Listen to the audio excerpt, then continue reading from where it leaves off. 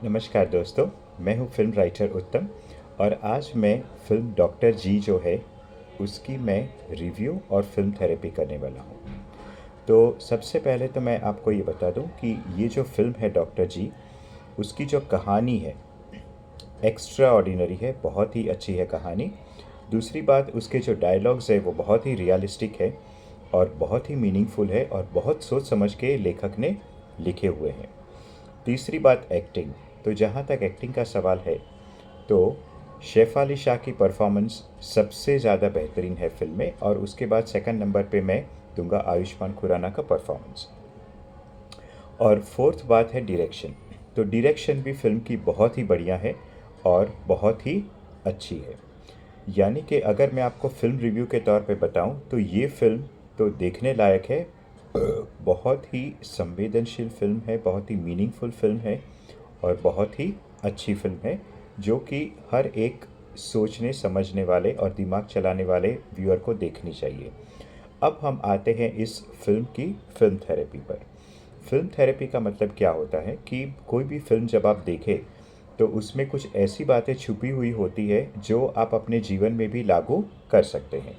तो चलिए देखते हैं कि ये जो फ़िल्म है उसमें कौन सी बातें ऐसी हैं जो कि हम लोग अपने जीवन में भी सीख सकते हैं, और इस तरीके की मुसीबत अगर हमारे जीवन में आए तो कैसे हम ये फ़िल्म का प्रयोग करके अपने जीवन की भी समस्या माने सॉल्व कर सकते हैं।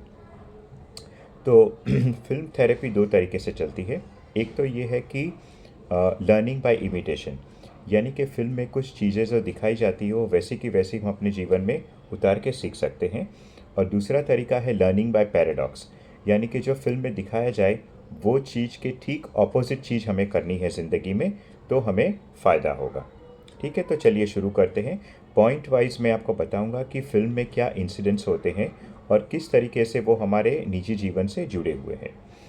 पहला पॉइंट तो ये है, फिल्म में ये दिखाया गया है कि गायनोकोलॉजी एंड ऑब्स्टेट्रिक्स जो सब्जेक्ट है, यानी कि स्त्री रोग विशेषज्ञ, यानी कि स्त्रियों के जो रोग होते हैं वो, और बच्चा पैदा करने की जो क्रिया होती है जो ऑब्स्टेट्रिशियन करवाते हैं उसको लेके डिस्कशन होता है। कई लोग ऐसा मानते हैं कि ये सारी जो चीज़ें हैं, स्त्री रोग है या बच्चा पैदा करने की जो क्रिया है, वो सारी औरतों का मामला है और वो पुरुषों को समझ नहीं आता है, इसलिए वो फील्ड उसे नहीं लेनी चाहिए।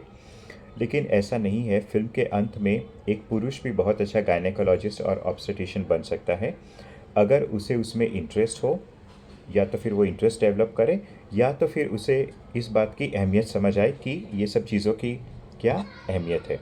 ठीक है, तो ये एक बहुत इंपॉर्टेंट फिल्म थेरेपी पॉइंट था। सेकंड पॉइंट था कि फिल्म की जो मेन लीड है शेफाली शाह, जो एक सीनियर प्रोफेसर और डॉक्टर रहती है, वो आयुष्मान खुराना को कहती है कि योनी जो है उसको लेके तुम्हें इतनी नफ़रत क्यों है। अब दोस्तों मैं आपको बता दूं कि बहुत सारे ऐसे लोग हैं जिन्हें योनि को लेके बहुत ही सारी गलत फहमियाँ उनके मन में बसी हुई है, जैसे कि योनि एक बहुत ही गंदा अंग है, बहुत ही अशुद्ध अंग है, वगैरह वगैरह। तो शायद इसकी वजह से भी कुछ लोगों को योनि के साथ काम करने में थोड़ी तकलीफ़ महसूस होती है। तो यहाँ पे ये बहुत ज़रूरी है कि कोई भी पुरुष हो या कोई स्त्री भी हो, तो उसे योनि के बारे में जो भी उसके मन में जो गलत फहमियाँ हैं वो दूर कर देनी चाहिए, ताकि वो सही ढंग से उस अंग के साथ काम कर सके। तीसरा है चाइल्डलेस कपल।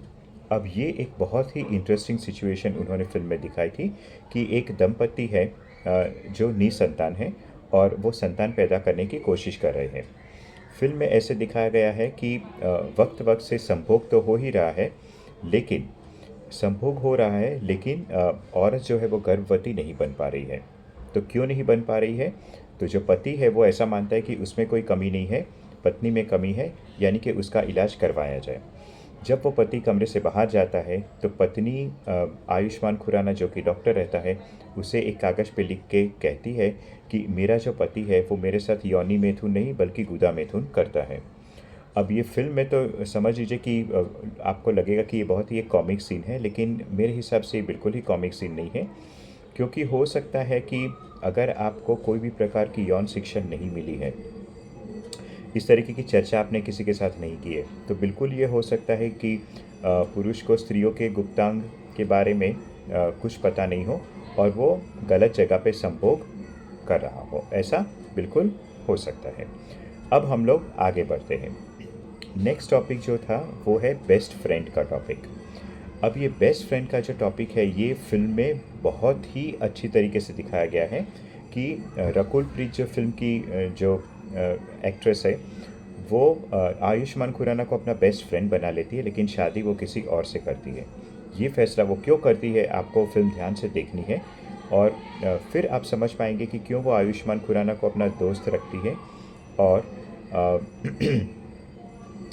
किस तरीके से वो जो आरिफ है जो कि एक बहुत ही साधारण लड़का है, बहुत ही साधारण पुरुष है, उसको अपना माने मंगेतर बनाती है। नेक्स्ट टॉपिक जो है वो है मेडिकल एथिक्स। मेडिकल एथिक्स यानी कि कौन सी चीज़ें डॉक्टर कर सकता है और कौन सी चीज़ें डॉक्टर नहीं कर सकता है। तो फिल्म में कई बार दिखाया गया है, खासकर एक सीन में जबकि एक नाबालिग लड़की प्रेग्नेंट हो जाती है, उसके अबॉर्शन की बात आती है और किस तरीके से उसकी सेहत की वजह से ऑपरेशन करना बहुत ही माने नामुमकिन हो जाता है, लेकिन इसके बावजूद भी उसका ऑपरेशन होता है। तो यहाँ पे मेडिकल एथिक्स का महत्व जो सीनियर डॉक्टर होती है वो समझाती है कि किस तरीके से हमें मेडिकल एथिक्स पे हमेशा ध्यान रखना चाहिए और नहीं कि हम लोग की निजी समस्याओं को सॉल्व करने की हमें कोशिश करनी चाहिए। नेक्स्ट पॉइंट है सोसाइटी वर्सेस डेथ। अब ये फिल्म का बहुत ही अहम हिस्सा है कि एक नाबालिग लड़की है वो प्रेग्नेंट हो जाती है और जो पुरुष उसे प्रेग्नेंट करता है वो शादीशुदा होता है, उसके 2 बच्चे भी होते हैं। समाज में बदनामी के डर से वो क्या करता है कि वो जो छोटी जो नाबालिग लड़की होती है उसका अबॉर्शन करवाने के लिए उसे एक अस्पताल में भेज देता है जहाँ पे उसे गलत तरीके से अबॉर्शन किया जाता है और ये कंडीशन होती है कि वो लड़की मरने के करीब हो जाती है, लेकिन वक्त पे उसे बचा लिया जाता है।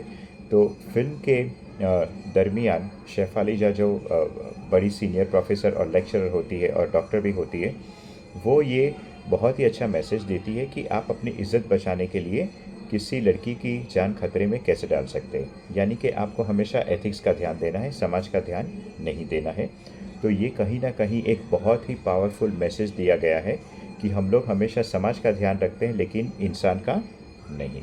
ठीक है, तो ये बहुत ही पावरफुल मैसेज लेखक ने दिया है। नेक्स्ट टॉपिक ये है कि पुरुष का मन, पुरुष का शरीर और स्त्री का शरीर। फिल्म में एक बार जब आयुष्मान खुराना किसी से कोई सीट मांगता है, ऑर्थोपेडिक की सीट, तो वो कहता है कि मैं गायनेकोलॉजी इसलिए लेना नहीं चाहता हूँ क्योंकि मेरे पास स्त्रियों के अंग ही नहीं है, यानी कि योनि नहीं है, गर्भाशय नहीं है, तो मैं स्त्रियों को समझ ही नहीं पाऊँगा। हाँ, कुछ हद तक तो ये बात बिल्कुल सही है कि एक पुरुष पूरी तरीके से एक औरत को नहीं समझ सकता है जिस तरीके से एक दूसरी औरत को समझ सकती है, या ठीक एक पुरुष दूसरे पुरुष की समस्या समझ सकता है। ये तो बिल्कुल ही फ़र्क तो आ ही जाता है क्योंकि पुरुष और स्त्री का दिमाग बिल्कुल अलग होता है, शरीर की रचना अलग होती है, लेकिन इसके बावजूद भी पढ़ाई लिखाई करने के बाद भी ये काफ़ी हद तक आप ये बैरियर क्रॉस कर सकते हैं। तो ये जो इनहिबिशन दिखाया गया था कि मैं एक पुरुष हूँ और ये स्त्रियों के बारे में मैं सॉल्व प्रॉब्लम नहीं कर पाऊँगा, तो ये एक गलत सोच है जिसे बदलने की ज़रूरत है।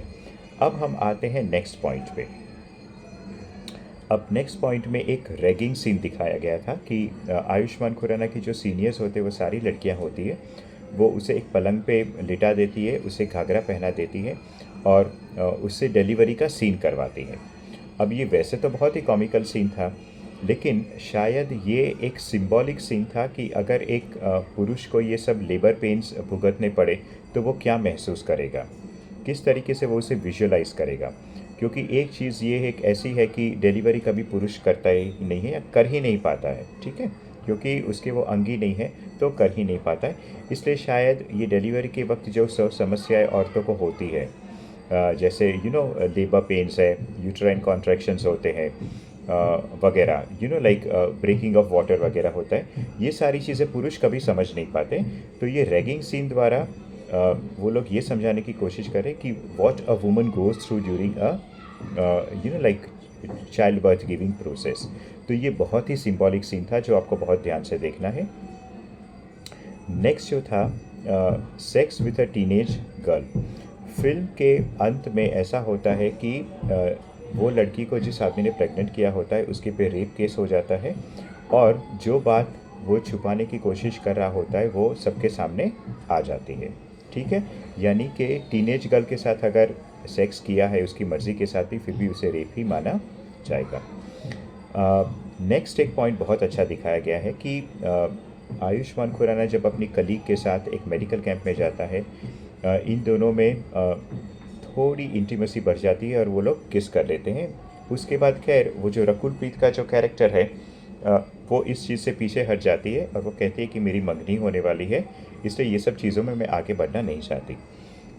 इसके बाद एक बहुत ही अच्छी चीज़ क्या बताई है कि वो रकुल प्रीत जाके अपने होने वाले मंगेतर को सारा कुछ बातें बता देती है कि इस तरीके से मैंने ये किस कर बैठी हूँ मैं, जो कि मुझे नहीं करनी चाहिए। वो सारी बातें अपने होने वाले मंगेतर को बता देती है।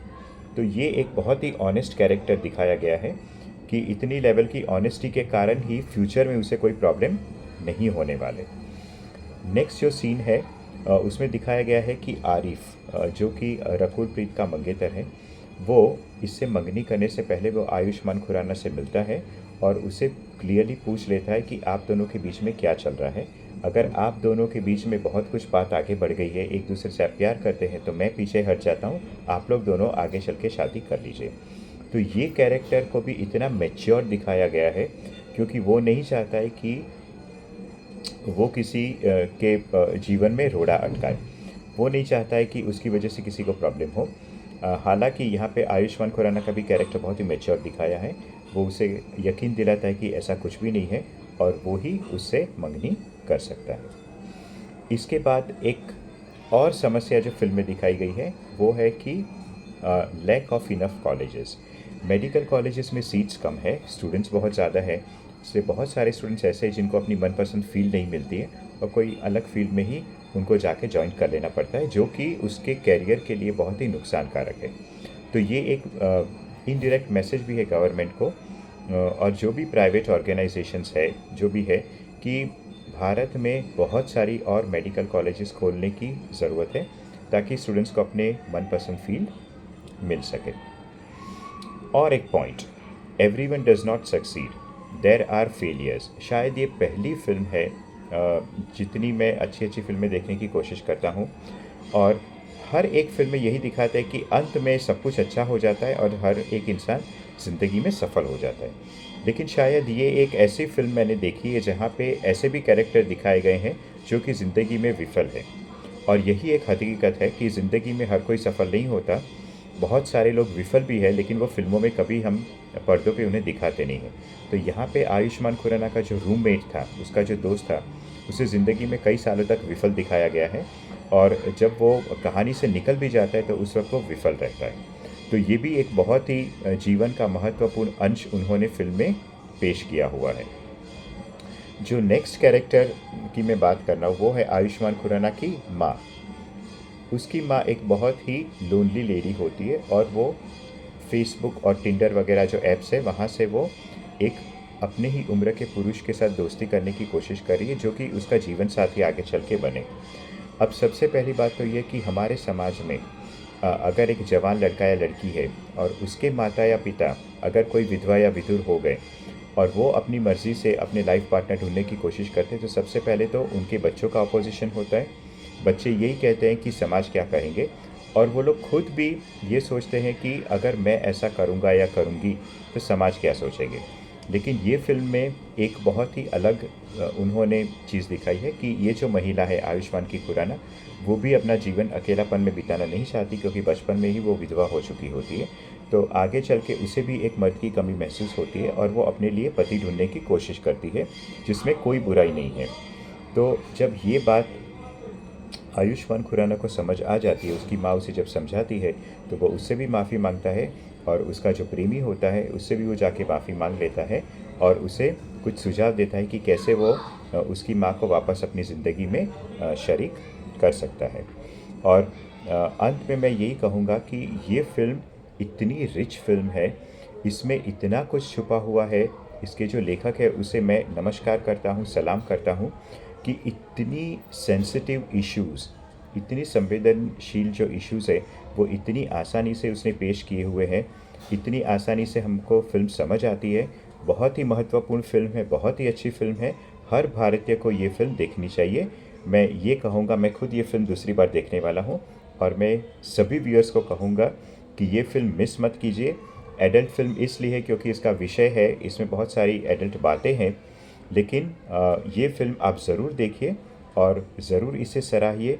ये वीडियो जो है उसे शेयर कीजिए ताकि ये अलग-अलग लोगों तक पहुँचे, लोगों को इस फ़िल्म की अहमियत समझ आए, लोगों को ये भी समझ आए कि कैसे फ़िल्म उनके जीवन से जुड़ी हुई है।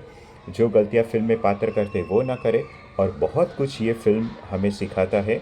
ये समझ लीजिए कि बॉलीवुड का एक बहुत ही सुप्रीम तोहफ़ा है, बहुत ही प्यारा तोहफ़ा है जिसे हमें ग्रहण करना है और आगे ही आगे बढ़ाना है। नमस्कार।